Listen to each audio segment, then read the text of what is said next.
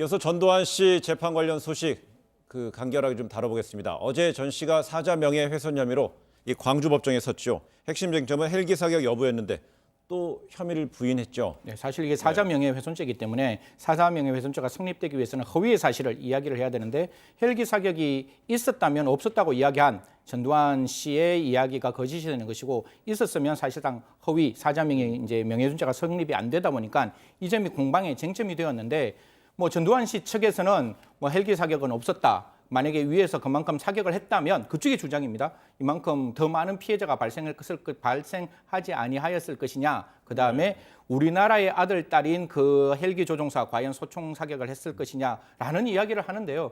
사실상 그 당시에 어떤 여러 가지 정황을 보면 또 그렇지 않는 정황이 분명히 나오고 있는 부분들이 있습니다. 또한 어제 전 씨의 재판 과정에서 보면 물론 고령의 나이이기 때문에 졸릴 수도 있지만 그 재판의 엄중성을 생각한다면 조금 나름대로의 어떤 최소한의 예의를 지키는 모습이 필요했는데 그런 모습이 보이지 않아서 나름대로 좀 아쉬웠다. 그리고 아직까지는 그 잘못에 대해서 반성하고 있지 않다. 그런 모습이 보였습니다. 네.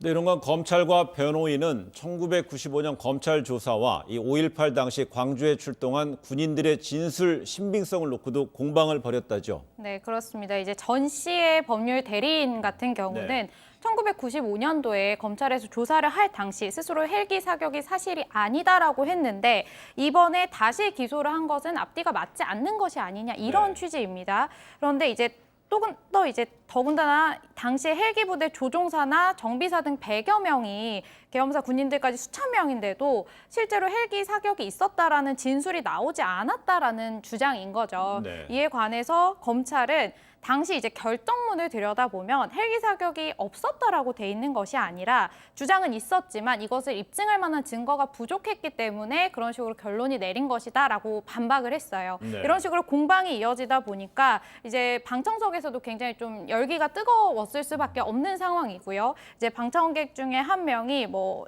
굉장히 좀 감정적인 발언을 했습니다. 뭐 살인마, 공수부대가 죽였다 이런 식으로 이야기를 하니까 퇴정당하는 그런 일까지 벌어졌습니다. 네.